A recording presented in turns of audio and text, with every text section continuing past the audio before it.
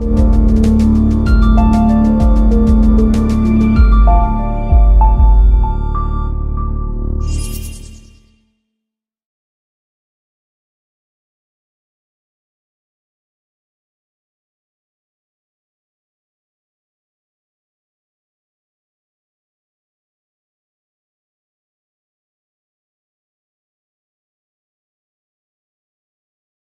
like to introduce our next speaker. If you look in your program book, it says that Amy Sivak is making this presentation. Amy could not be with us. She's having to deal with some family issues. Amy is a past attendee at previous TVIWs. I work with Amy at the Marshall Space Flight Center. I also have not had the privilege of working directly with Chris, but I know Chris and I've seen him make this presentation before. Chris is a graduate of Alabama A&M. He has a degree in mechanical engineering. He's worked in propulsion systems and is now in the Office of Strategic Communications. And he's going to give a talk called Vision of Space in NASA in 2050 and 2100. And just as an aside, I was a part of the first half of this team that looked at what we thought the year 2100 might look like in space exploration. So he's going to tell you a little bit about that process and some visioneering at Marshall.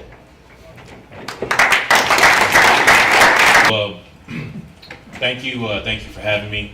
And as Les mentioned, I am not Amy.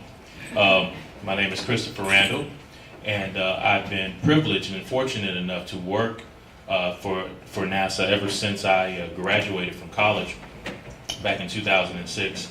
I've been at Marshall Space Flight Center since then.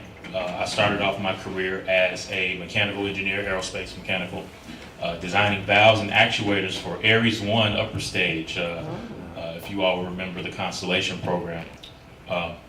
So since then, I've switched gears a little bit. I've spent some time working with NASA in academic affairs, and now I am working for the agency in our Office of Strategic Analysis and Communications as a technical liaison to our communications group. And I won't bore you with all of the details of what that job requires. But I want to just preface here by warning you we're going to switch gears just a little bit. I know a lot of the presentations that you all have seen today have been highly technical with respect to physics and the calculations about Starship development. But I thought this was an important topic because I think we have the tendency we can take for granted in communities like this. All of you here are here because you are forward thinkers.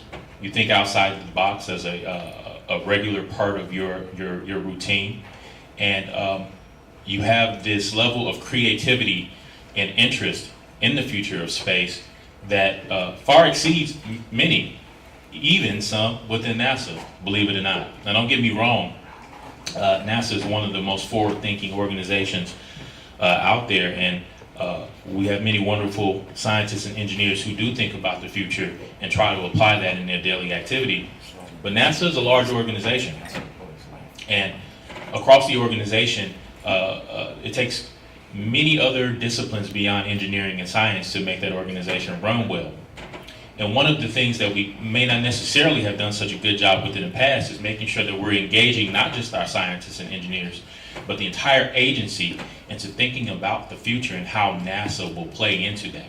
And so this presentation, the Vision of Space in NASA in 2050 and 2100, is going to talk a little bit about kind of not only a thought exercise, but also a culture and a philosophy that has been shaping up at Marshall Space Flight Center that I think you will find, you all will appreciate, and I hope that as you go back to your respective communities of practice, whether it's in academia or whether it is at one of our industry partners or another government agency, that you will share this philosophy. So I also need to give a quick disclaimer, like the rest of my friends here, that many of the opinions here, many of the things you will see are a product of some visionary thinkers at Marshall, but not necessarily a product of NASA policy. So you won't be seeing any strategic policy here. The things that you see here are all tied directly to this particular exercise. So don't go back home and say, hey, NASA's building a solar space power station right now, or they're building a habitat on the moon. That's not happening right now. I wish. All right. So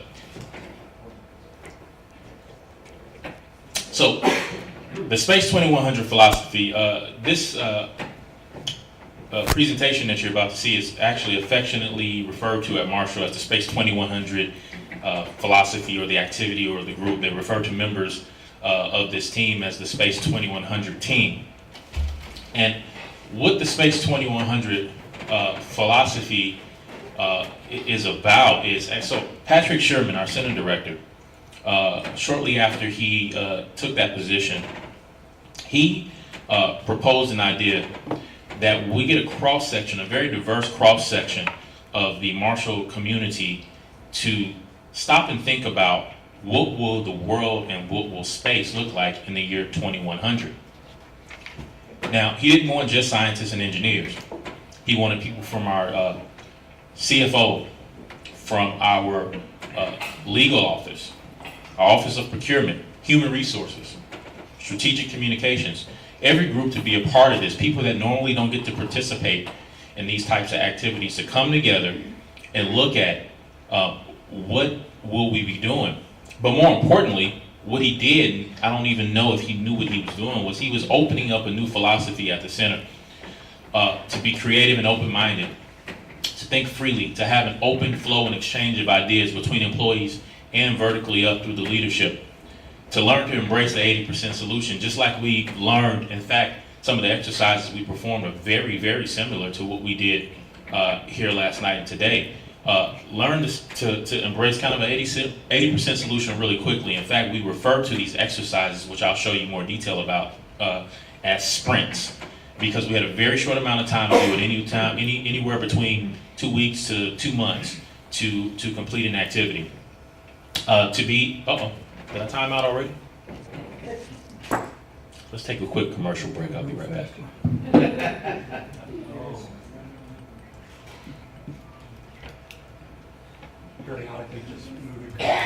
Yes, I'll have to make sure to move that around a little bit more. The government security features here.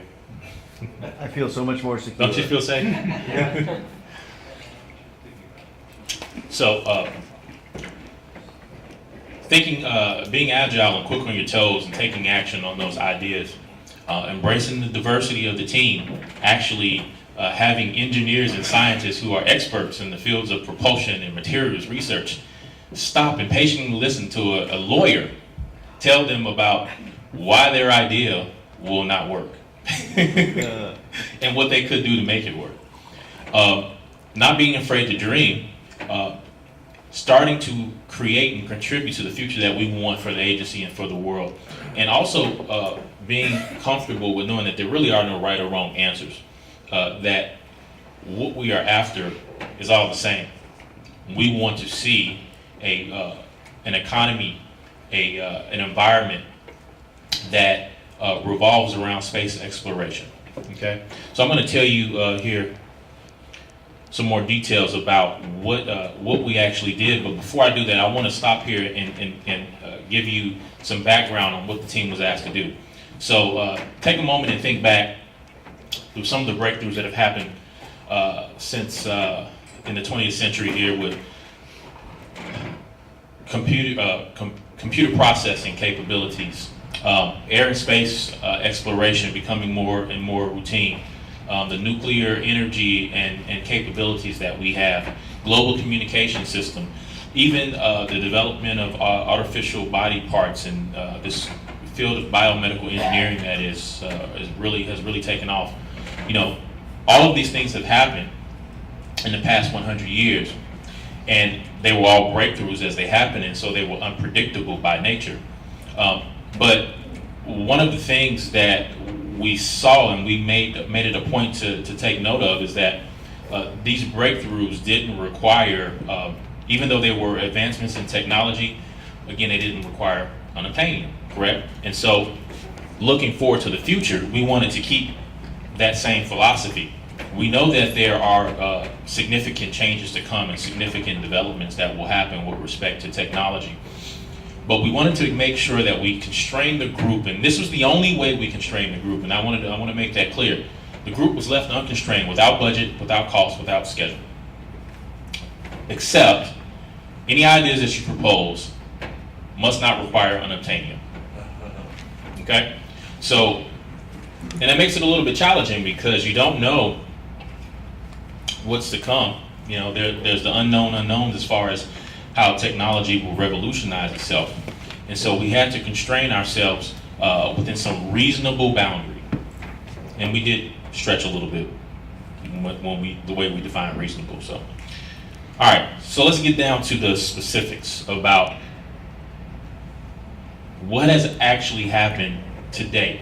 So there were 2 sprints so far, and this exercise will continue into the future. The 2013 winter sprint. This was the first group, and they were asked to define what the world will look like in 2100, what technologies will be online, how will we be working differently from how we work today, what grand challenges will the world be facing, what will we be doing in the world, doing in space in 2100, and what will NASA's role look like? In addition, what pieces seem naturally to fit with Marshall Space Flight Center's capabilities? Has anyone here ever been to Marshall Space Flight Center? Okay, good. So you probably know Marshall has a unique set of core capabilities. Their bread and butter is propulsion systems. And their 3 main objectives are lifting from Earth, living and working in space, and then observing our universe and beyond. Those are the 3 main programs that you'll find, and most of the work at Marshall Space Flight Center is tied to one of those 3 objectives. And so we really wanted to take a close look at how this new world might fit, or Marshall might fit in this new world. And so, as Les mentioned, Les was actually on the first team that was chartered to go off and perform some thought exercise on this activity. And the way it was structured, the first team was pretty small, but they looked at, they wanted to get people with 15 plus years of experience and those with less than 15 years of experience to come together and talk about this, but they actually wanted them to separate and work independently as they generated ideas. And so you had 2 teams who set off on 2 different paths, thinking about the same questions, but they didn't share ideas through that process because we wanted to see what different conclusions each team might draw. And they came together to compare and converge those ideas, refine those ideas, just like we've done here with our exercises, and then present those out to our center director. Now, the 2014 sprint took that a step further. They looked at, okay, based on some of the scenarios and the information provided by that first team, let's continue to develop what the business is in space. And this term, cislunar space, you'll hear me talk about something called the cislunar econosphere. And you'll hear more about that in just a few minutes. What is NASA's role in the space economy of 2050? What the second team did was scale that back a little bit from 2100 to something a little bit more immediate and tangible. And then what practices are needed and how do they differ from today? Finally, what are some of the roadblocks and some of the solutions to those roadblocks? And so I'm going to talk to you a little bit more detail now about what came out of that. So this 2014 sprint, as I mentioned, took that phase 1 approach a step further and developed what they call the 2050 CLE snapshot, or the cislunar econosphere snapshot. The next slide you see will actually illustrate for you what the collective ideas that these 2 teams put together to create the cislunar econosphere.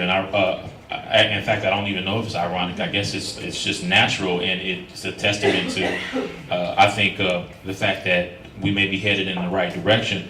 A lot of the stuff you will see is identical to some of the things that you all have talked about here and discussed. And so these two teams first looked at what does that cislunar ionosphere look like in more detail. How do we get there? What are the barriers? What can we start doing right now? And again, we worked in separate independent teams and compared our ideas to see how close we came to each other. Something unique that happened is that both teams, even though they worked independently, the 2013 sprint and the 2014 sprint actually drew almost the exact same conclusions. The approach they took was a little bit different, but the conclusions they came to about what the world will look like were almost identical. So, here it is, the 2050 cislunar ionosphere, this what-if scenario. We talk about space solar power demonstrations, LEO hotels, low Earth orbit hotels, space liners that commute people back and forth to LEO, SLS, which is space launch systems that will transport cargo and crew further out into space. We talked about large habitat constructions using in situ resource utilization from asteroids. We talked about a lunar base being under construction in 2050, asteroid mining in 2050, and all of these things here hanging out at some of the Lagrange points where we can access a way station, actually, for supplies and lunar mining outposts. These were some of the top ideas that came out of these two activities. And so, collectively, from scientists' perspective, from engineering perspectives, from human resource perspectives, from our accountants to our chief counsel, we were able to whittle down or down select to some of these technologies and activities that we've all agreed upon will have a high probability of being in existence by the year 2050. And so, how do we get there? If we all believe that we can do that, we know we have the capability to do that, then what are the real barriers to us actually going out and doing it? And this illustration here, I thought was pretty powerful. What the team decided that there were 4 areas that were really going to need some special attention and some deliberateness behind it to make this happen within the context of a federal agency playing a role in this economy. Because this is going to be driven primarily by industry. And I think we all know that. NASA will not be leading the helm of developing the cislunar ionosphere. But we have to make that business case. And I think we do have a responsibility to make that case. And so I want to explain this illustration in a little bit more detail. So, the cislunar ionosphere represented here operates like a system of gears and pulleys. And there are 4 key areas that will make or break this activity. Technology investments, business accountability, space law and policy, and NASA leadership and culture. And I'm going to talk briefly about each one. This actually, not necessarily to my surprise, but to the surprise of many people on these teams, this was the easiest one. The technology is there to some extent, to a big extent. Given the resources, we can do the things that we need to do to make that 2050 economy a reality. And so, making sure that our legislators and the public understand the importance of investing in this technology is a huge responsibility for us as an agency, but also for you as practitioners in this field. Which is why I really appreciate activities and events like this, and I really cannot stress enough the importance of being very vocal about your interest in this work. I think we take for granted, again, you get into your groups and your circles of like-minded people, and it can almost give you a false impression that everybody thinks this way, but people don't. Most people don't. And so we do have that responsibility to promote this type of thinking. So I want to talk real quick about these other three because these were interesting.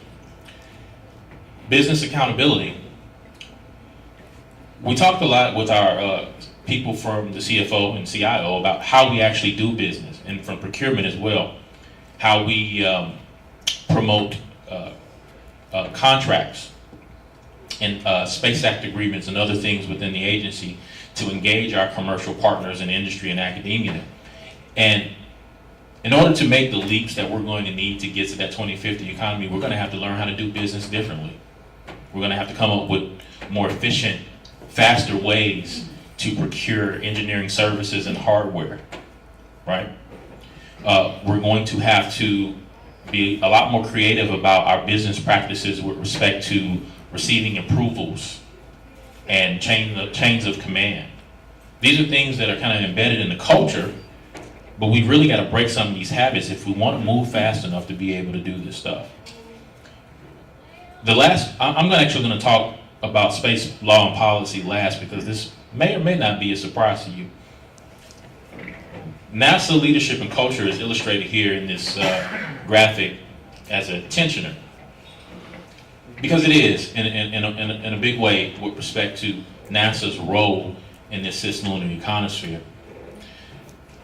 Creating a culture that allows such a large organization like NASA to think in the way of the 2100 philosophy is going to be key to us driving to accomplishing those technical feats.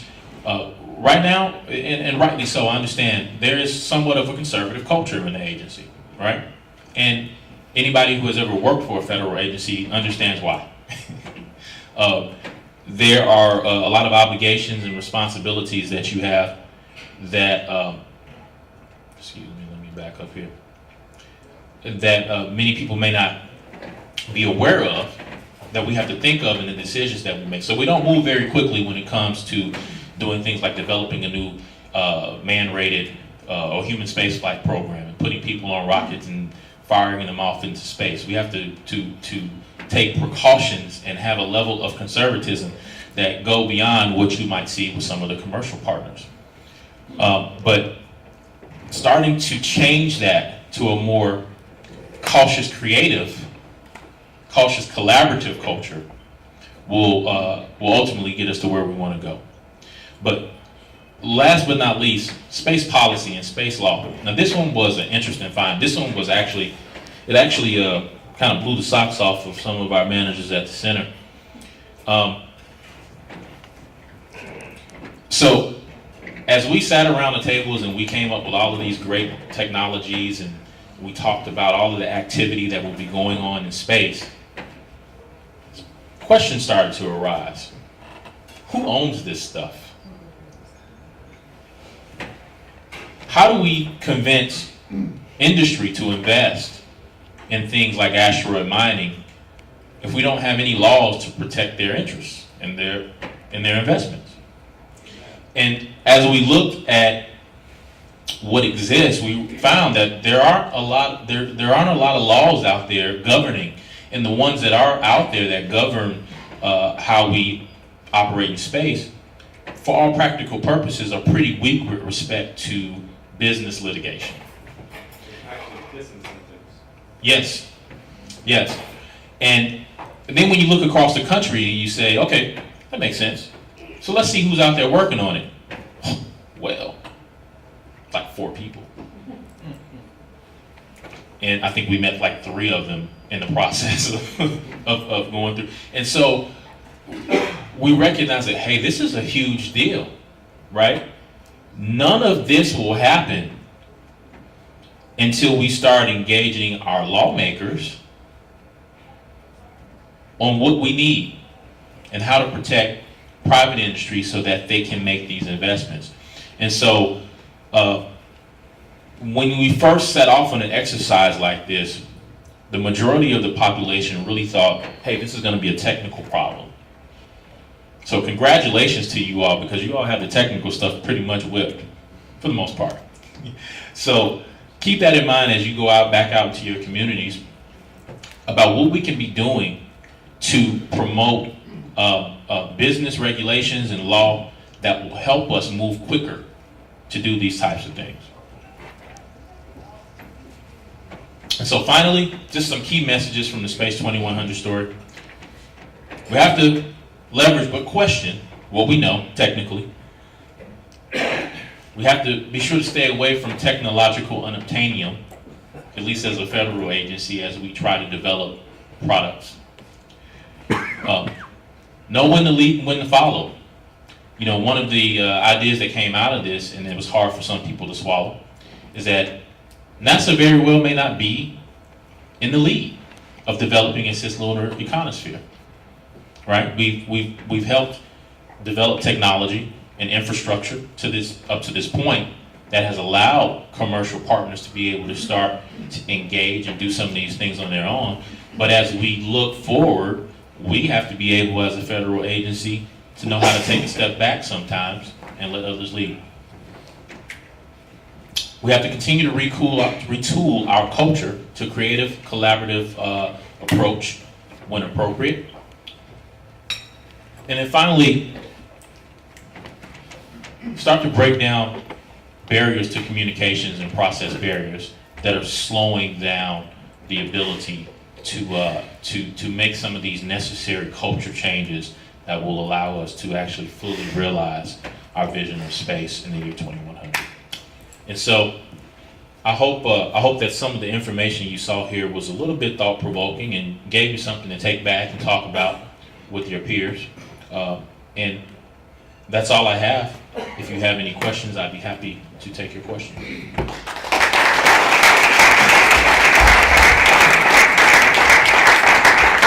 Questions for Chris? Looks like we have right up front. Microphone? Yeah, he's coming. Oh, thank you. First, let me say that I'm delighted to note that by 2050, you will still be young enough to be administrator of NASA. That's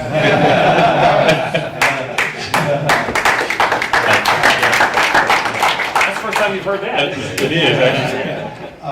I particularly focused on the policy part because you're right, there are very few thinkers who design policy.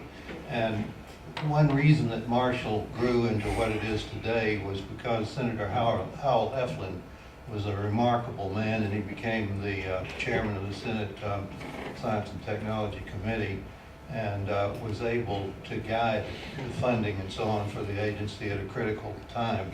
So how do we get back to that? Alabama does not have that kind of leadership now, and it's largely an educational matter because the people that get elected are often elected by unenlightened people supporting. So what would you do about that? Good luck with that one. I know. And where is your next job? Washington. So again, I think I think we have a responsibility to educate the community on the importance. See, so a lot of folks don't even recognize how small of a fraction of the federal budget NASA gets every year. About less than 1%, about 0.6%. If you ask the general public, people say 5%, 10%. We wish. And so I think the important thing to note here as a solution to that is the first thing we need to do is educate the public on how small of a budget we actually have to work with to do some really, really big things.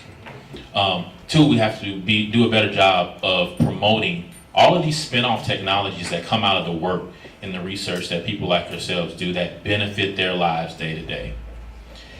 And if you can make the story personal, if you can show people that the things that their children are learning in the classroom are directly related to the science and the engineering that agencies like NASA and DOD and Air Force are doing, and that the quality of their lives are actually affected and influenced by the products that come out of the work that we do, make the story personal, then I think you'll start to get a lot more public support, and people will actually be able to make educated decisions about the people they put in office with respect to support for programs like this. So.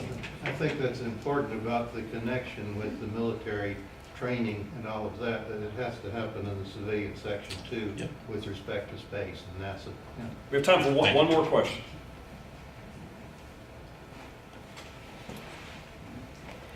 Hi, in the 2013 winter sprint, you mentioned that you looked at people with plus 15 years experience, greater than, and less than 15 years experience. I'd say everyone in this room is probably in the category of greater than 15 years experience, the majority anyway. And I was wondering what kinds of differences you saw in the less experienced group from the greater experience. To answer quickly, the biggest thing that stood out was the greater than 15-year group tended to be focused more heavily on the technology. The less than 15-year group seemed to be focused more heavily on the culture changes. Thank you. Thank you. Thank you very much.